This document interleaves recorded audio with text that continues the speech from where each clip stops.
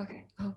Good morning and good evening, everyone. I'm Baitong Yan, co-project manager of the Global Competence Education Program at the Columbia Global Centers Beijing, and the founder of A Noble Art Has No Boundaries Education Organization. It's my great honor to host this event. Please allow me on behalf of the Beijing Center to extend our great appreciation to everyone for your participation today. The event, Yinuo Li in conversation with Thomas Hatch, the way to a student-centered whole-person education, is co-hosted by Columbia Global Centers Beijing and ETU Education and supported by A Noble. Now, please join me to welcome Ms. Yinuo Li, co-founder of ETU Education, and Thomas Hatch, professor at Teachers College, Columbia University, and director of the National Center for the Restructuring Education Schools and Teaching. They're gonna talk about their visions for the future education and provide us with their insightful perspectives on what it takes to start new schools. Okay, so let's welcome Ms. Li and Professor Hatch. Hi, Ms. Li and Professor Hatch. Hello. Thank you. Hi, I'm going to leave this stage to our two distinguished guests right now. Okay, enjoy.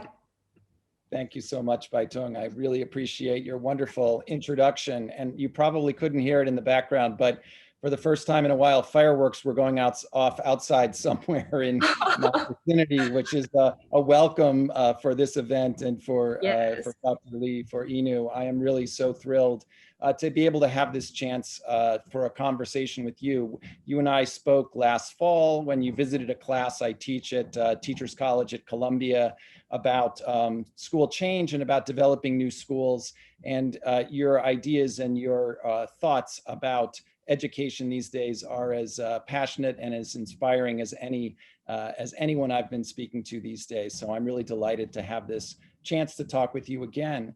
But you've talked, and one of the really nice things about your work is that you've continued to share a little bit about the origins of your work. And I want to pick up a little bit on how it's evolved since then. What does your vision for education that we need look like now? And has it changed at all since this pandemic? Yeah, thank you, Tom. And it's a huge honor for me to be able to speak with you again. And thank you for all the opportunity for the Columbia Center. And I apologize for those who are on time for the delay as we struggle to log on. Thank you for your patience. Yeah, to your question, Tom, I think, I've actually been reading your work on the on building schools, and then there's a lot of resonance. No, indeed, it has, my so-called vision did change quite a bit since I started the effort now, 5+ years ago in 2015. So when I started, I was very much I would say a layman or outsider. I think I still am to education. So back then was really coming from a pretty, I would say, a reasonably superficial vision, meaning like, I know back then that, people were putting education, especially in the China context, into almost different tracks, right? So there was track of the so-called, international education, which, there's a huge focus on English and prepare you to go, leave China at one day. So that was that track. And there's also the public school education where kind of you have pretty clear destiny, which is some of the, domestic universities. And there are very few in between. Like, it's almost like you have to pick a track when your child is like 3 years old. Otherwise, you fall into this huge chasm, like leading nowhere, right? So that was when I had this dissatisfaction with saying, okay, that shouldn't be the way education is. What you made the choice when you were 3 years old shouldn't determine if you had a successful education or life, down the road. So can we have so-called a middle track? Can we actually have them learn good Chinese and all that, but at the same time take advantage of what the whole person education was being offered mostly through the international sort of track. So that was how I started. And But of course, soon I realized, education is way more sophisticated than what appears on surface as a track. So schools very much are almost like cells of a human body, right? So school is very connected to the society. So how do you think about school as a place that nurture children, like, where you actually have a children-centered approach, and how do you make that possible? It doesn't matter what they learn, they could be learning English or Chinese or math, the track isn't the point, but how do you actually have an environment that is focused on a children-focused education approach, and what does it take to build something like that? And then, of course, later on, you realize, if you want to build something like that, you really have to have a community or ecosystem view.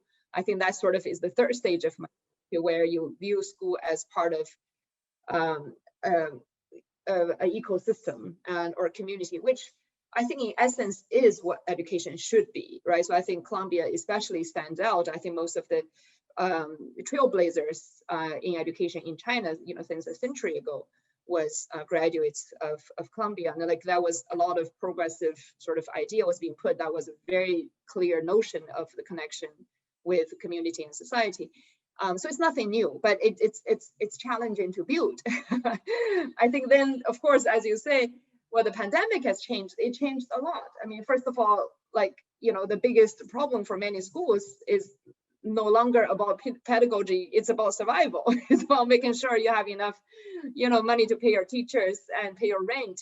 And that was a huge, almost existential challenge, I think, for many schools. And I think we're still sort of in that phase now, to be very honest. I mean, we're of course in trying to prod along from education point of view, but how do you actually think about your model at that point? And how do you really, in a way, use technology in a benign way in support of education rather than become almost the predator of education, which is what some technology is becoming. So I think this is very much a new concept where how do you kind of build community in the remote, how do you think about a virtual community in addition to the physical one? How do you continue to build that enabling and empowering environment? So I think that's really an ongoing challenge that we're trying to tackle. I hear in all your answers and in our previous conversations echoes of your biologist background, and it's really striking to me. And the way that you describe a kind of a shift from a focus in education on the curriculum to really an ecosystems view. But in the answer you just gave, I was struck by the way you talked about it's not a curriculum that we teach children, it's creating an environment that nurtures their development.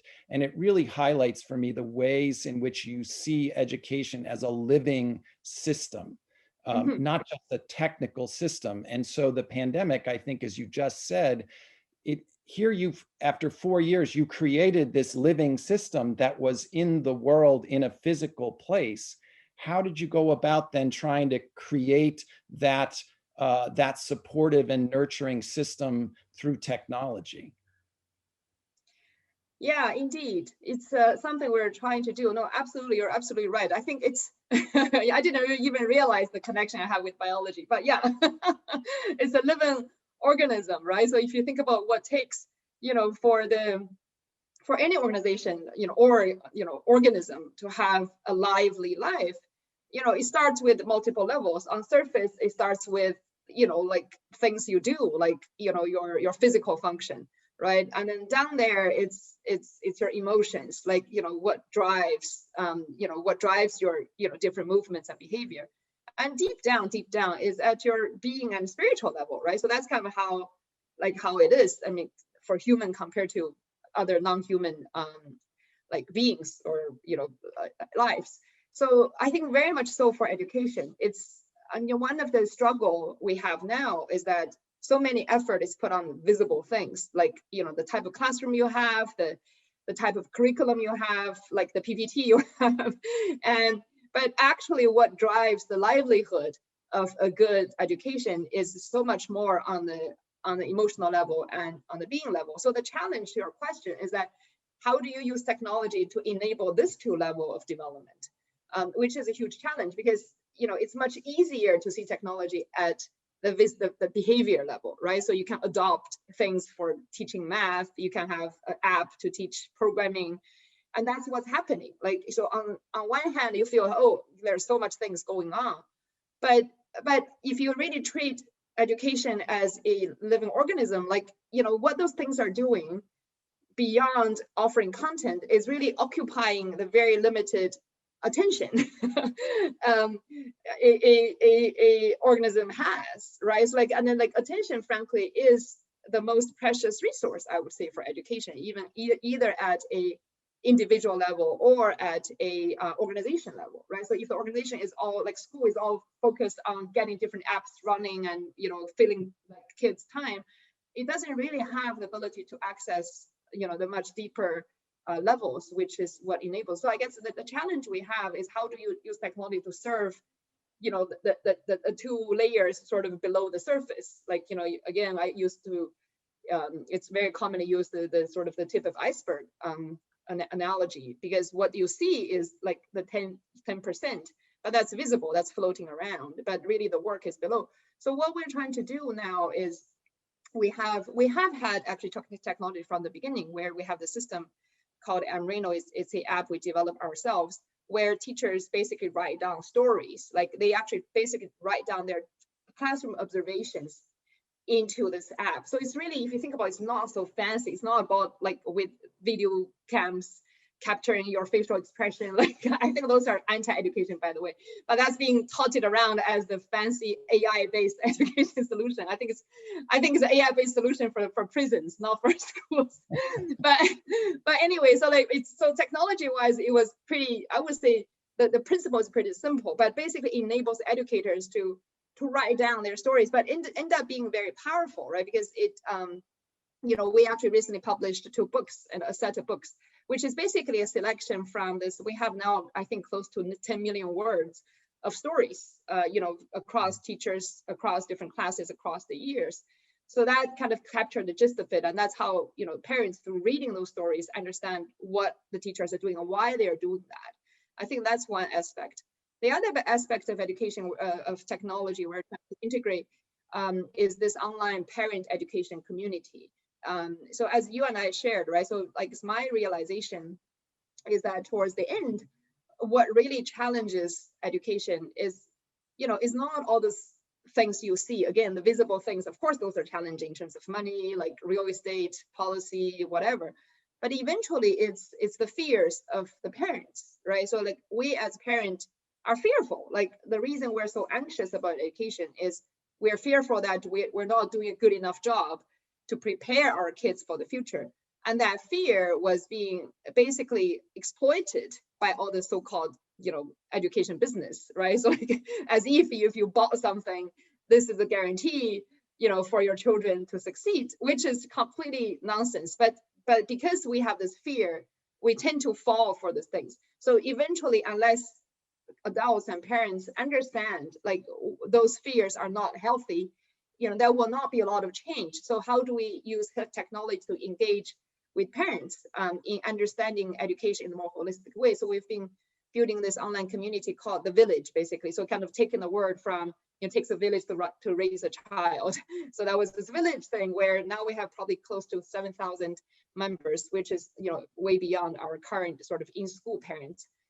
Then for them to, I've invited, one of the assets I think we've had over the years is all the like-minded educators, in different aspects. They don't have to be a teacher in our school.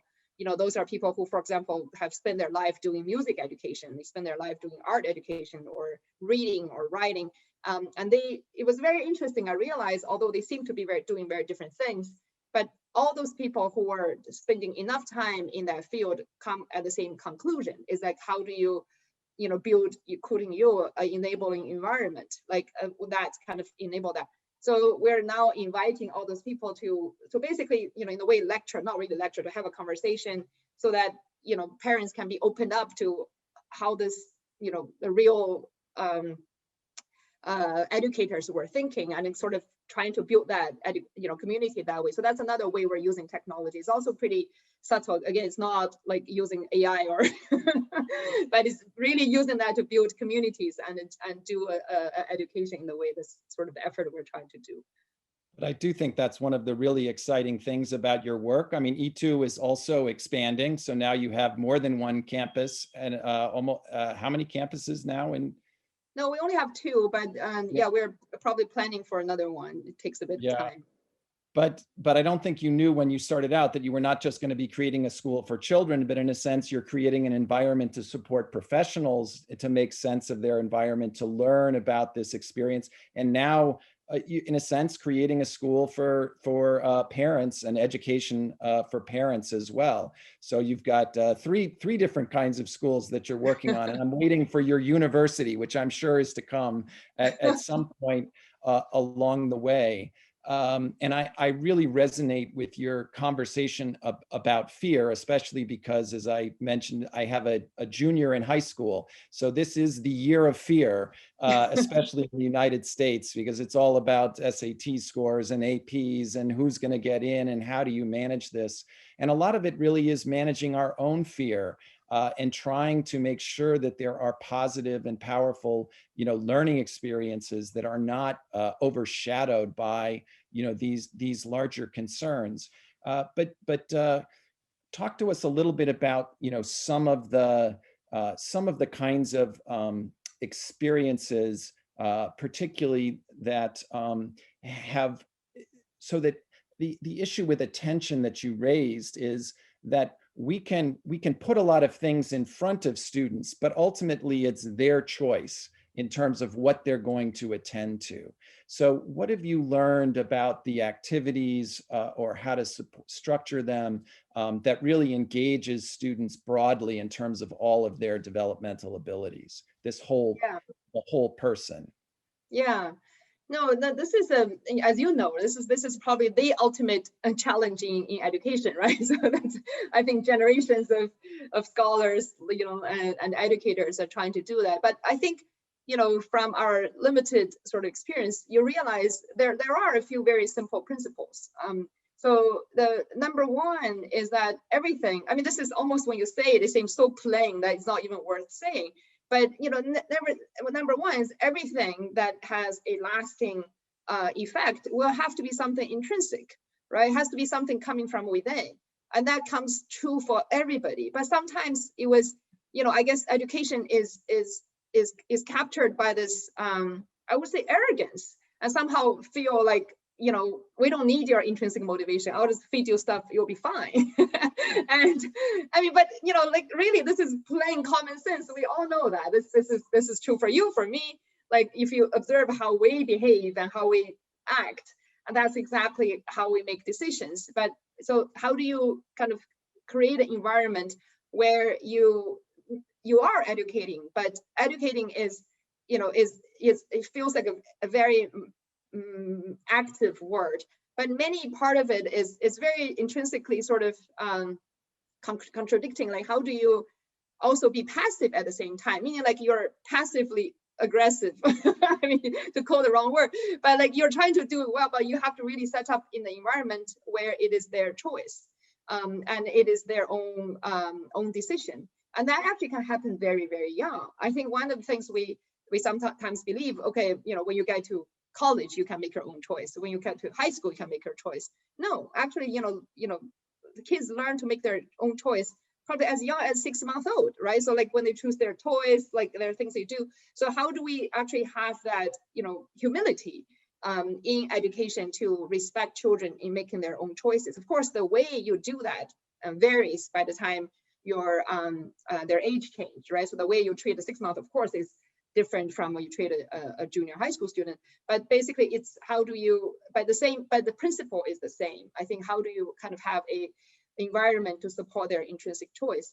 So one example we have, like, it's like, for example, our kids learn Chinese, and then like, people will think there's no brainer. Of course you should learn Chinese, right? So like, then kids would like, why? so one of the classes we used to have in the, for like 5-6 year old is really asking them why. Like, why do you have to learn Chinese? Like, why? Like, why do you have to learn math? And you'll be surprised, children know, like they will tell you things like, okay, I want to see what's on my dad's phone. Okay, that's a very real and genuine reason. I want to see, read the signs. Okay, I want to, or I want to learn math. I want to, I want to buy stuff, right? So I want to know how much it costs. So it was so interesting. I mean, actually, but through that, just very little conversation, there is a profound transformation, because it comes from, change from I want you to learn to you want to learn, and then there's a reason you want to learn. So I think there are many things like that happening in our classroom. On surface it looks very, very simple, like there's no, but through those conversations you actually have this very substantive transformation of giving, empowering the kids to talk about this. And one of the things we were doing in math recently was around designing a school bus route, right? So that's one of the math questions. And then so like in the city of Beijing, it's actually a real math challenge, right? So like when you have kids living, how do you maximize time? How do you minimize waiting and also the length of the travel and the multiple lines? And that was one of the math questions our teacher developed, right? So you can imagine if you were a student taking the bus route, this is something very dear to you. And so it doesn't feel like it's a math drill, but it's something that's connected to what your real life is. But again, all those things actually is nothing new at all. Like, you would know, like, there are people have been talking about this as a way to do education for century almost. But it's really hard to implement it because everybody was also pushed by certain KPIs. I have to finish, this 2 pages and this, this 3 exercises, this 3 drills. So it's actually, so the real challenge is how do you create an environment to enable teachers to do that, to take the time they need, or not being punished for lagging behind some of the the tests they should be giving. So I think those are the real challenges. But I think that's probably the single most important thing to do to giving sort of the agency back to the student. Absolutely. That's such a crucial point. And I want to pick up a little bit on the challenges that you've seen in terms of creating this kind of learning environment, both in China and in the US. But I do want to remind people they can share questions in the chat. We'll start bringing in some questions. And also from the live stream, we'll be sharing some of those questions here as well. So if folks have questions, please begin to share those. And I do want to pick up on this notion of purpose, because I do think it is so crucial, and part of the challenge is for all of us to develop some common understanding of why we're engaged in these educational enterprises, and that, to come to some agreement that part of the purpose has to be in beginning with children's interests and with the work that they have. But I still remember some colleagues of mine who were interviewing schools about practical intelligence for school. And they were talking to a bunch of 5th graders. And one of my colleagues was doing an interview with this little girl, and she'd gone through about 30 questions or something, about different ways to navigate school. And finally, she ended up by saying, with the question, so why do you go to school? And this poor girl got this terrified look on her face, and she said, but I thought you knew. And that's where we're stuck. If kids are just waiting for us to tell us why they're in school, then we're in trouble. But that's why turning that around and starting with asking them those questions, I think, is so powerful. But you've worked with schools both in the U.S. and in China, involved in starting schools in both places. Talk to us a little bit about the challenges. What are some of the similar challenges in trying to support this whole child education in the US and in China? Yeah, no, I think frankly, like there was this notion of grass is always greener on the other side. So frankly, I think in the US, there's a lot of advantages that, for those doing education in China are very, very envious of. So in general, I think the way school are connected to community is much better compared to China. So then there's, there is this, culturally, there is, public schools are very much a local school, and they're not humongous in size. And then there are a lot of like, churches, NGOs, like the different type of schools, although I think by number, maybe only like 5%, but there are a lot of diversity in what people can do. So I think there are definitely a lot of advantages the US has.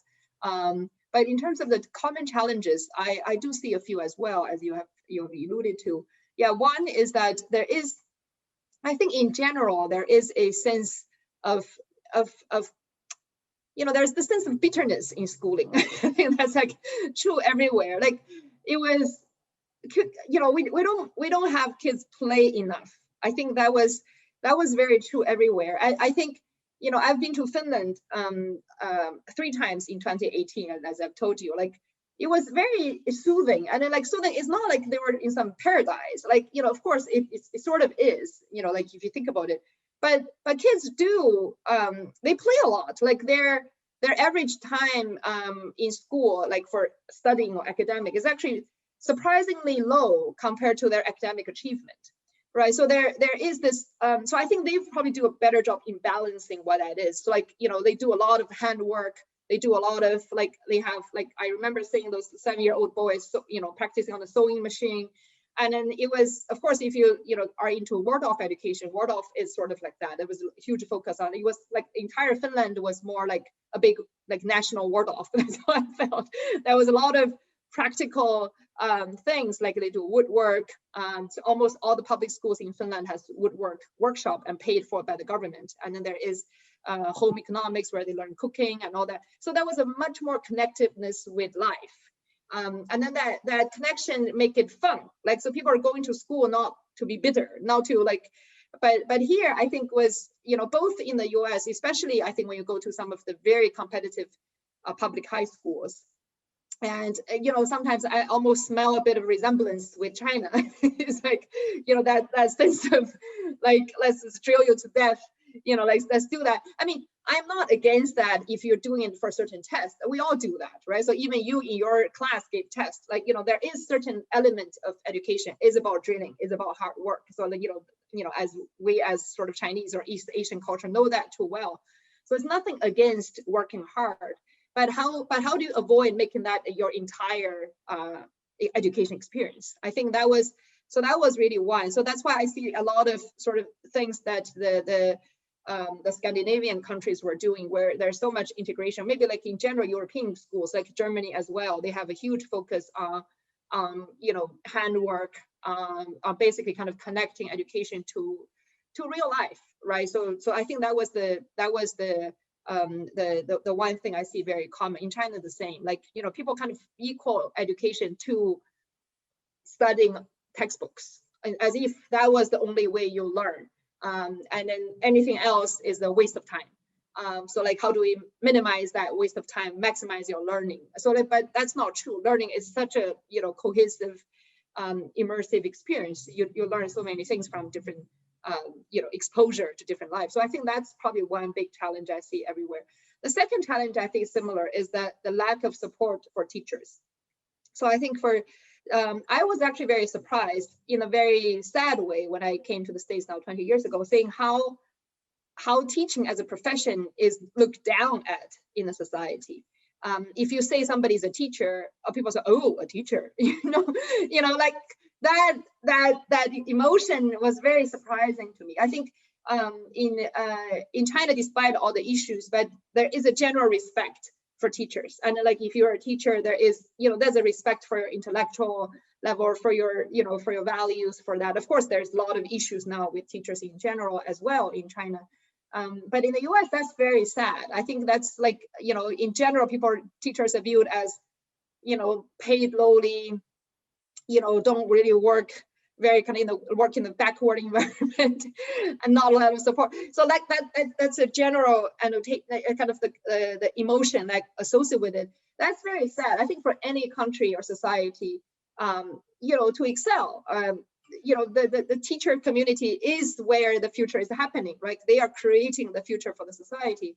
I think that's the same to China. It's a different thing. China is a different. China, like, there's a lot of so-called respect for teachers, but the pressure is so high that it also became a very, very tiring profession. Like many teachers, I think most of them really do not have a fulfilling professional life. Like it's just a high stress life. Yes, there's respect, but it's not a fulfilled, it's almost the opposite issue.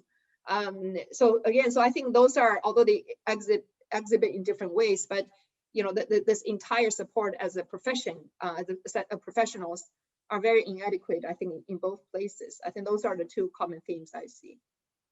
Yeah, those are some really critical issues, and they echo some of what I'm seeing. I put my glasses on so I can read. There's some very interesting questions in the chat that connect to these. A lot related to, if you do and are interested in this kind of whole person and more a playful approach, how do you support that within systems that are so focused on measurable, KPIs, exams, or whatever? And speaking as a parent, I've had that same challenge. In the book, I write about my kids' experiences. They had the good fortune to be students in Norway for a year, and even for a few weeks in Finland. And boy, they had a great time, but I was worried the whole time. Are they actually learning enough?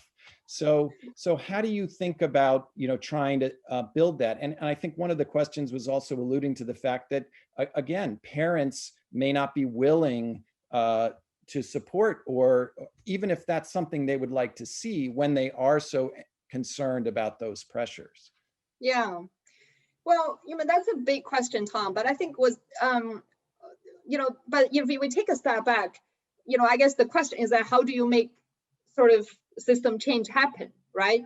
Like, when there are many people dissatisfied with the system, how does it happen? Like, that's, what you described, that challenge is true for any situation. I think so the way I think about it is that, just like how do you, you think about yourself as an entrepreneur, how do you get a new model to work, right? So you always sort of find the early adopters. That's how you kind of minimize your friction, right? So you don't go out to the to the drill believers, and then that's like you're getting yourself killed pretty soon. The way you do it is that you find people who think alike, who struggle similar issues, who've been looking for answers, and you start small. Like that's in essence how ETU has been doing, right? So basically the way we did it is like, when I had those thoughts, we wrote this article pretty naively, but at least I said what I didn't like about it, what I think it should be. And, by putting it there, there will be people who say, hey, I agree with it. And, that's how we found our initial sets of parents. Like, we have 31 families that started in 2015. And we started with our 5 teachers, right? And for those people, you don't have to convince them because they've been looking for you. And then you kind of start with that circle. So in essence, that's how we did.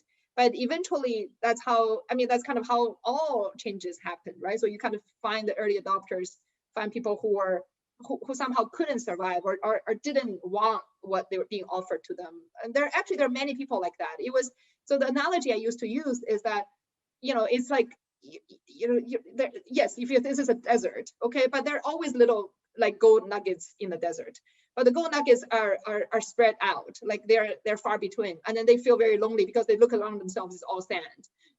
but like, if you walk 5 steps, there's another gold nugget, another 5 steps, another gold nugget. So like, if there's a way to have that, for them to find each other and say, oh, hey, we can do something together, and that's exactly what we've been doing. And then it was interesting. I was talking to, like, for example, one of our parents, right? So like, I think now 3rd grade. Like they were saying their neighbor's child like was very envious of them because like our parents get together on weekends and they have this debate team, which is really super fun. Like they get the 3rd graders to debate those big problems, like, should kids be paid for doing chores at home? So like then basically that's how we do the, and it's fascinating. Like they have all this, like, should kids be allowed iPad times? Like, like things like very common to them. And then on weekends, they organize every weekend. They have this sort of family debate team, like, like people will sign up and the parents will preside.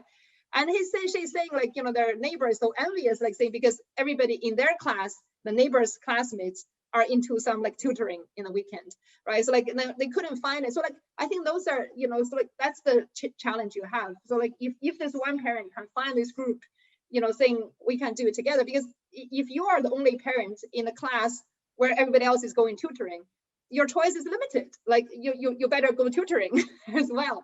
So it's very hard to ask that parent to change. But the way to change is like, if there are another 20 parents who do not like it and then kind of get them together, I think that's in essence what we've been doing. But it's hard. But yeah, but I guess that's kind of how change happens. Again, I think I feel a real resonance with the way you talk about it, because you talk about finding, and it's not just finding, but in some cases creating oases in the desert. I talk about them as niches of possibility. And it may be after school programs. It may be a science program, because science in some ways allows for more laboratory, more hands-on work. It's easier to do that in some ways. And some of the questions have been sort of, how do you create these micro reforms? I call them micro innovations. And in part, it's finding the conditions where those reforms, those new ways of teaching can really take hold. But I think one of the striking things about your work is that then you're building materials, you're creating what I call an infrastructure that supports whole student learning. It's not just a matter of bringing kids together and letting them play. You're supporting teachers and asking these questions. And a couple of questions have asked about, so then how do you assess what's happening in the school? How do you assess the student's development? And one parent was particularly interested in your description of the stories that the teachers are writing, and sort of what role that plays in the assessment process or in the development of the school. Yeah, I think that's a very critical question, but because eventually assessment is almost the guidepost, right? So like that's the reason there's so much suffering is because in China there's a Gaokao. So as if you do everything else, if you fail on Gaokao, then you have a failed education, or equivalent of SAT, but to a much lesser extent, in the US. But indeed, so I think what we do assessment is that we actually have this model. I probably can share the picture later, where it's almost like, how we look at the 5, we call it sort of graduate profiles, like what we think our students need to be when they graduate. And part of it, for example, one of them is learning to learn, like know how to learn. And in that part, we actually do use all the conventional tests. We take all the tests, to operate in China, you have to take all the tests above a certain grade. So they take tests. And then, but the way we do test is that the type of question we are thinking is not to not them take the test, but how do you not making taking a test a nightmare experience? Because that's the problem. Like the test itself is fine. Like, of course, if you're doing math, you need to do things right and quick enough, right? So that, that's, and if you need to learn how to write, how to, there are very basic things you have to do.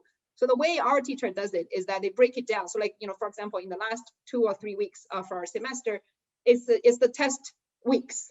So basically every day you do a little bit, like you do, a review, a test, and children are looking forward to it. It's not like, this is your life determining 45 minutes, okay, and then fail or pass. I mean, that, I guess that's, frankly, it is a kind of design for experience. I think that's what we're not putting enough emphasis on. So people simplify education to a very simple experience. Like, we say, okay, doing this test, it doesn't matter where you are. If you ace this test, you win. But what people don't see, again, come to the below the pyramid, is that how are the students engaging with the test? And that's something educators design. You design the experience, right? So you design the experience, and then they will say, hey, this is something I look forward to. I approve. I'm making incremental improvements.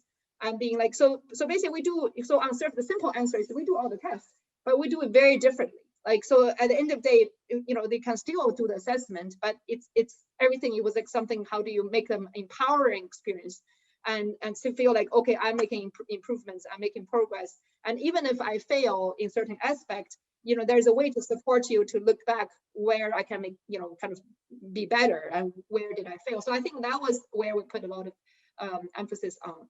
And then the other thing on the broader assessment is really, then this part of the education, which is, that's where the struggle is. Because yes, I mean, at least in the current environment in China, if you stay in China, this ultimate test is still the biggest thing. So it doesn't matter what you do. So like eventually there are compromises to be made. We're not to that age yet, but like if you end up going to high school, if you want to stay in China, yes, you have to do test prep. That's how you ace the test. So there are still schools trying to do that. They balance, like, even if I have to test prep, how do I not make the entire 4 year of high school become test prep, right? So how can I kind of confine it to a certain extent? So like there are 13 things you can do, but I guess the idea I want to say is that, you know, overall in education, probably especially nowadays in China, people feel there is so little individuals can do. I think that's how, like, there's this is a very prevailing word in China called involution, meaning like, you know, there people are this kind of doing, you know, in the circle in the same place, competitiveness. Everybody's stressed and nobody's gaining, and everybody feel like there's not much I can do. But I guess eventually is to think about, I mean, all the change in the world happened by somebody. But some people think this is not what I want to want to have. This is something I want to do, something different. Like, you know, you might feel you're like, you know, you're very weak and like powerless, which is still how I feel, and you know, at times as well. But still, you have to kind of believe that no matter how kind of suppressive, you know, the environment seems, there's still places where you can make a difference. You know, even if you have to go through that system, how me as a parent create a supportive, encouraging environment for my own children.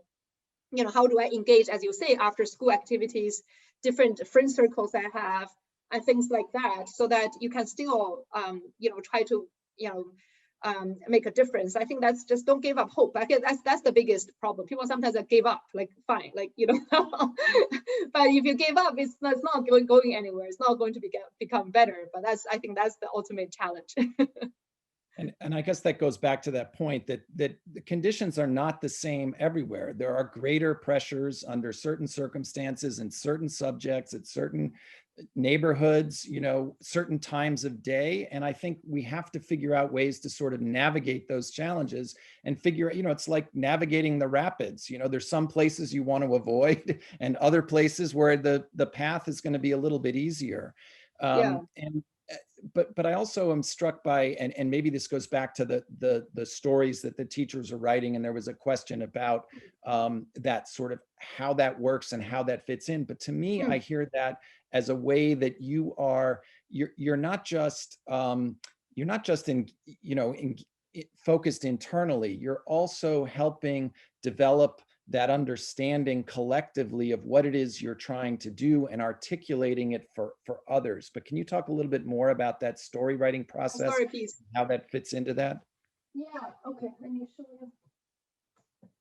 All right, I should have this ready, but this is the book I talked about, the 2 books published. Those are basically all the stories. I can flip through, you will see it's actually very colorful. Like there are pictures of what, you know, the teacher was doing in their classrooms, and it's a fun read. So like, this is advertisement time. So and when is the English version coming out? Yeah. So in Chinese, it's called 学校是比家大一点的地方. So basically, say school is home away from home. So like that's kind of the environment we're trying to build. But yeah, the stories is basically so our teachers, I think we might have a minimum sort of requirement is one teacher, at least one write-up a week about what they observe in the classroom. So, but people can use it very differently. Like you could, you know, their teachers write a lot. Like their teachers will write every day of what happened today. And in the system, they can link it to how this is linked to my, you know, education goals, like why the story is linked to learning to learn, right? So it's not a random sort of diary, but it's actually, you know, kind of connected to the education profile we talked about. So basically what the teachers do is that they use it. One is to, of course, record their own classroom, what's happening. And then they can make a choice if this particular writing is visible or not to the parents. So not all of them are visible to the parents. And then, so like if the ones that are not visible to the parents, it became sort of a learning community for the teachers. Because if you were, for example, if I'm, you know, teaching 3rd grade Chinese, I could look up all people have written about 3rd grade Chinese, right? So what they've done and things they have. So like they became a resource for the other teachers. And then for parents, it's very good as well, because they will know what's happening in school. Because, you know, like I think school parent education, parent communication is a challenge everywhere. It's here in the States as well, right? So, you know, you don't want to over communicate. but you also don't want to under communicate. Like, you want to give enough for parents to know what's going on. So that became, frankly, another way of parent not only engagement, but also parent education. So like they know why we're doing certain things in school. And then so for the example I mentioned about the debate team, it was actually started from a classroom discussion. And then the parents, of course, see those and say, oh, that's interesting. Why don't we do something on the weekend? Because that's something we could do. So like it's so I'm really happy seeing that. That's exactly what I think education should be, right? So because it doesn't have to be, okay, you do learning in this room in this 45 minutes. No, I mean, for children learn all the time. Like they learn on the bus, they learn like, on the playground. So how do you engage everybody, all the adults, and become sort of resources and providers of that environment? So I think that's kind of the other angle for the parent part. So eventually, I think for the school, it's a huge wealth as well, because if the way we collected those articles, we only collected, I think, 105 of writings. This is by about 10 or 15 different teachers. So, but everyone is actually focused on certain aspect. Some are very small ones, like how do you, like I remember there was one about math. How do people learn about number series by looking at the height of her mother's high heel shoes. So the different size of the heels, like if you put it together, that's how a number series looks like. And there are little things like golden nuggets like that. There are also things like how do you resolve conflict? So teacher will write about how does the teacher help kids resolve conflicts in classroom. So like, sometimes people think, okay, you're doing such a beautiful education, everybody is calm and harmonious. No, like people fight all the time. That's what kids do, right? So how do you, like the teacher would say, the framework I use to do that, and you can use the same thing when you have problems with siblings or conflicts, in your own home. So there are all kinds of things where you actually, make a choice of this mostly for parents to be able to engage, but also but actually for the stories themselves, there's a lot of education value to it as educators as well. So that's basically, a description of what that is. But those are some great examples of how the curriculum, how the learning experiences grow over time as you share an understanding of what's happened, and you discover possibilities that may not have been there, that you certainly probably didn't imagine 4 or 5 years ago when you founded the school. But I also love the idea of really making teaching and learning visible, kind of opening up the doors to the school so that we can develop that shared understanding. I believe one of the reasons that testing is so dominant is because no one has gone into schools or welcomed parents and others in to see what's going on. So we have to rely on this artificial set of numbers. But you're helping to build, again, that not just the numbers, but also that broader understanding and the stories that help to put it all in context. So this is a lot of work for teachers. There've been a couple of questions in the chat, both about, sort of what kind of teachers do you hire for your school, but also for young teachers who've studied abroad and want to come back to China and work at an innovation school, what are your recommendations? So who do you hire? And then what are your recommendations for those who want to come back and work in China? Yeah, so for our teachers actually has, I would say 3 main sources. The majority of them actually came from the public school system in China already. So like they've been teacher for a long time, but it was interesting, although sometimes if you look at the system seems to be, very rigid, but there are many, many individual teachers who actually believe otherwise. So I was blown away by, the individual teachers we've met who actually are looking for an environment to do education differently. So most of our teachers actually did come from the public school system. So they are good teachers to begin with, but they're looking for a more relaxed environment for them. And frankly, people probably have a question about workload, right? It's like, there's 10 million words being written. But it was very interesting. Like what I learned is that, frankly, especially if you come from public school system, your paperwork workload was very high to begin with.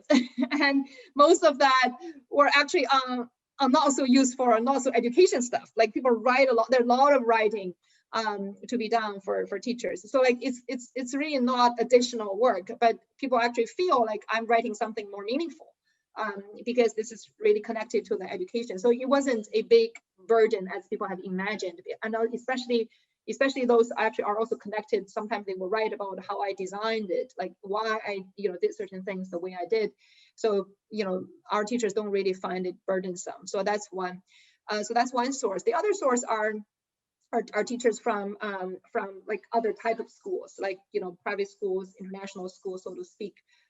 Mostly that. And then the third category are new hires. We actually have returnees. The first among the first group of teachers, we actually had a fresh Harvard Master Program graduate who's been with us now for almost 6 years from year one. She's one of our math teachers.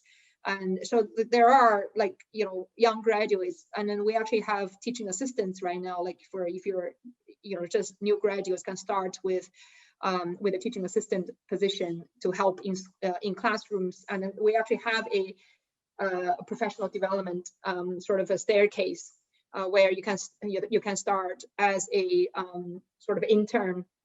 And all the way start. Actually, we are hiring now. So if you see, so we are actually hiring now for the hire for interns or like sort of teaching assistants right now. So we're hoping to create that pathway where young graduates who want to enter has a way to grow.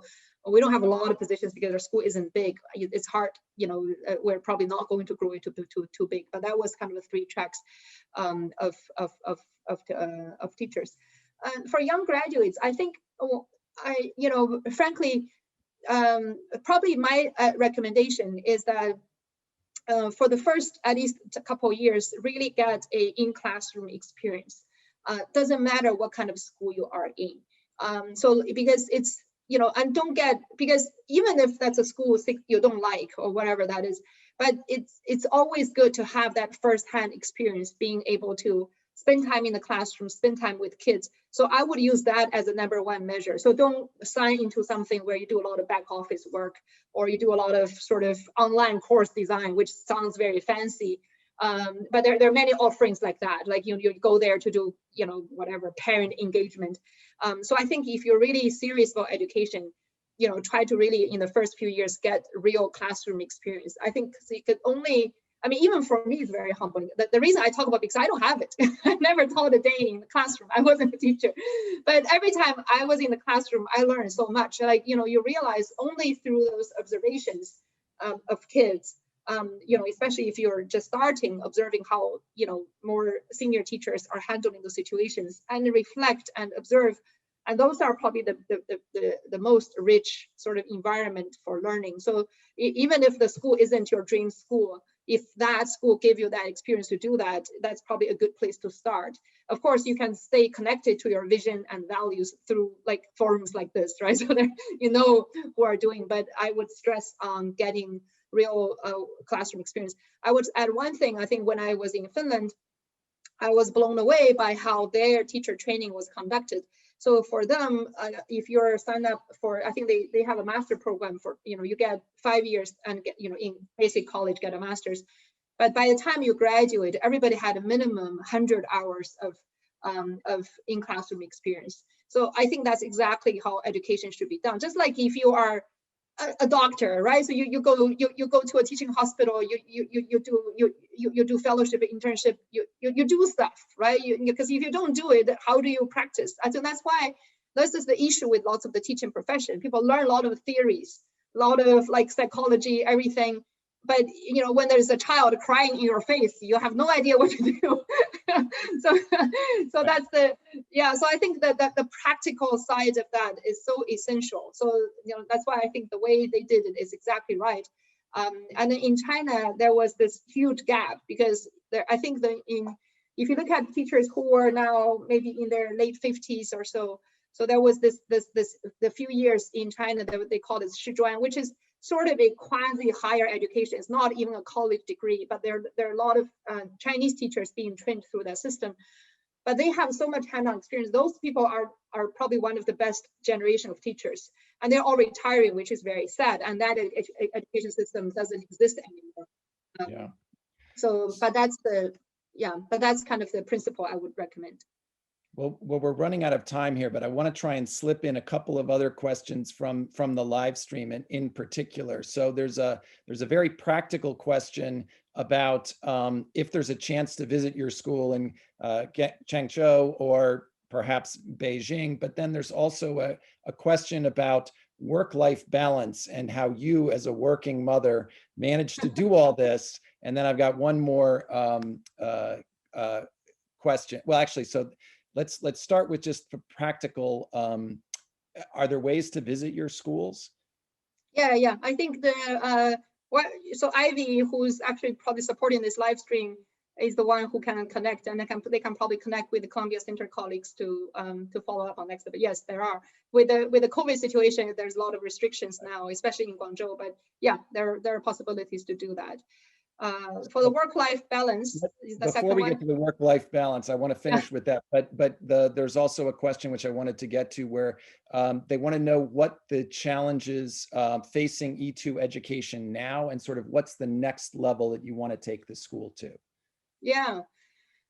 There are a lot of challenges. It's a huge long list. But in essence, I think I mean the one of the big challenge I would say is that the overall environment is not conducive to the type of education we're doing. I think I can just put it in that way. So there's, you know, if anything, there are a lot of restrictions on things you can do. I think the new education or whatever policy that came out was very worrisome to my view. So that will be very restrictive. A lot of schools, things like what we do. So that's I think that's probably the paramount challenge, I would say. But that being said, what Tom and I talked about in the beginning, where if I take a broader education view, so there's a lot of things that can be done, like, you know, when we talk about, you know, the parent community, the supporting teachers, the outside of school type of activities, like we do a lot of that, you know, on weekends, you know, there are trips we do, nature trips we do. So probably that pushed us to think more expansively about all kinds of possibilities. Like we started doing this, I call this village, which is an online community already. We're actually now, as of now, we're doing a 2-year anniversary. I'm inviting a lot of my educating friends to do that. So that probably, you know, you just have to, I guess there's a, you know, there is probably right side to everything that kind of push us to think more expansively instead of to a physical school, which there's more and more restrictions. And how do you think about supporting, you know, like in supporting more people in a broader setting? I think that's kind of the where to the question that the next direction is. Of course, for the physical school, I would, you know, hope to be able to do that as long as possible. But if that becomes a challenge, then we'll kind of still look at the general education field in supporting, you know, different partners in the ecosystem. Yeah. And so then, as the work-life balance, how do you manage all of this?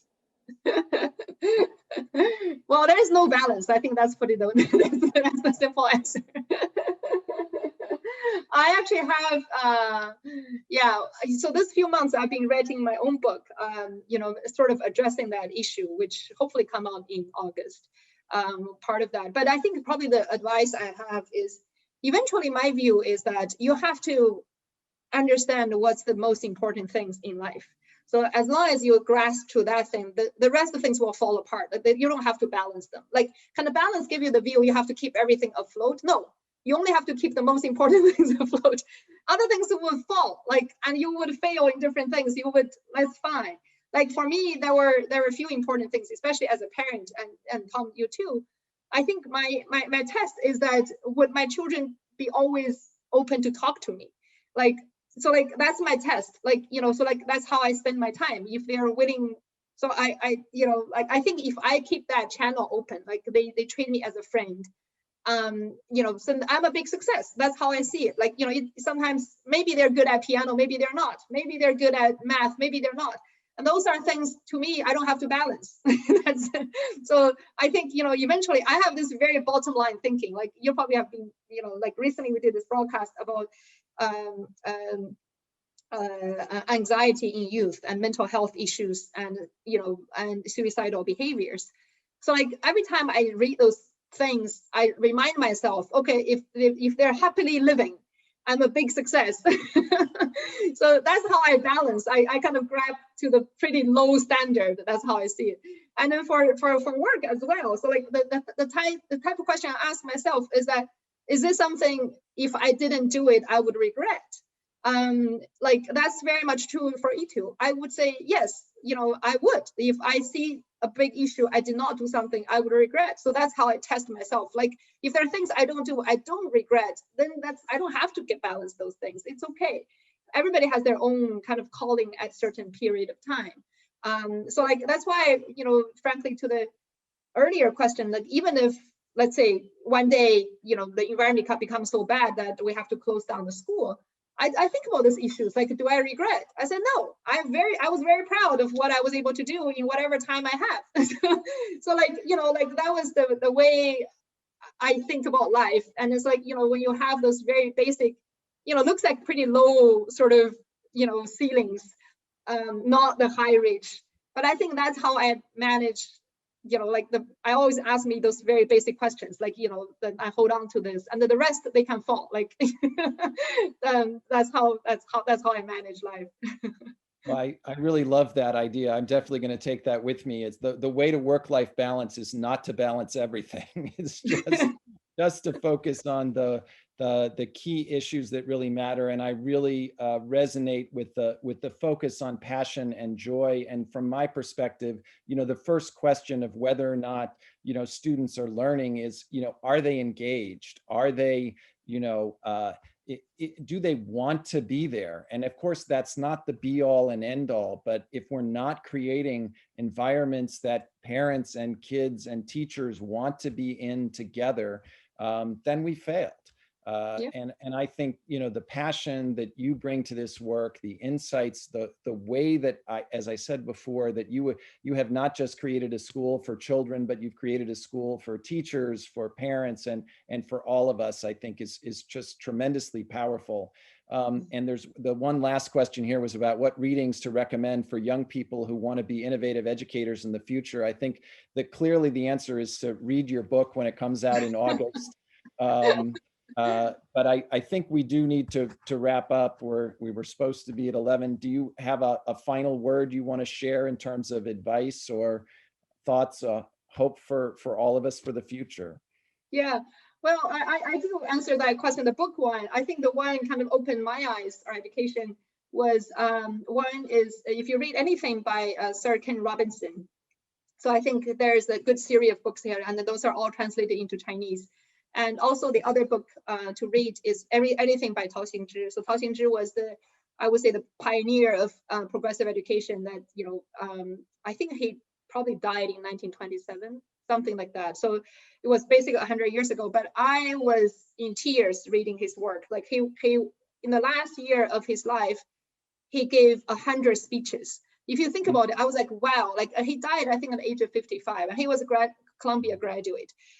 So that was I think if you read anything there, you see so much relevance, although it feels like 100 years ago in there, and to it as well, of course, lots of his work. So I think what part of that was the book recommendation, I would say. And maybe I will use that to end as well. It's basically, the things we are trying to address in education is not new. It's many of them. Oh, this is my little daughter, and then many of them have been there for a long time. And then, frankly, the answers have been there as well. Like it's not like if you read those books, you will realize people have been struggling with the same issue and seeing the right solutions. So what it takes is not to innovate, like I think innovate, it becomes such a fancy word. No, like we have to return to common sense.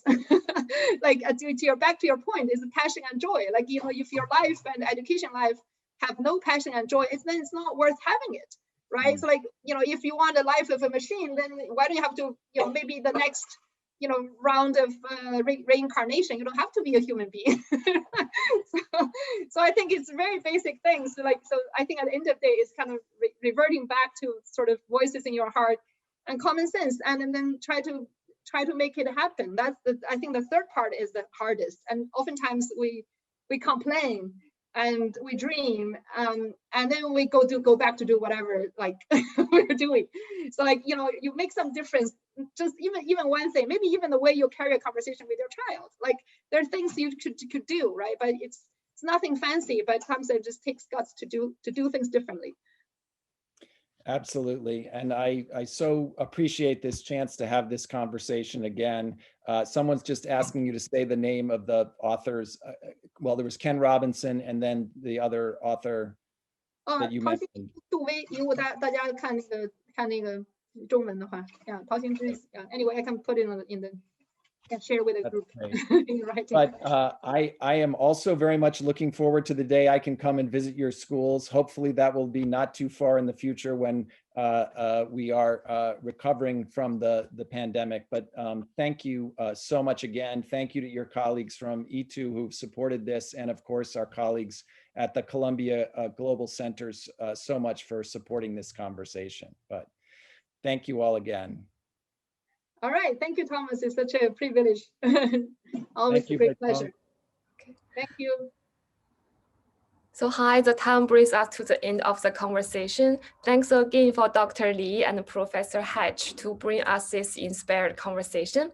We believe we all learned a lot from this the exchange between you two and better understood the opportunities and challenges for education innovation. It's like the truth of the education innovation. And we also want to thank all viewers to join us today. We look forward to promoting education innovation with you all together, and see you all next time. Okay, thank you. Thank you. Bye. Take care. Bye. Thank you.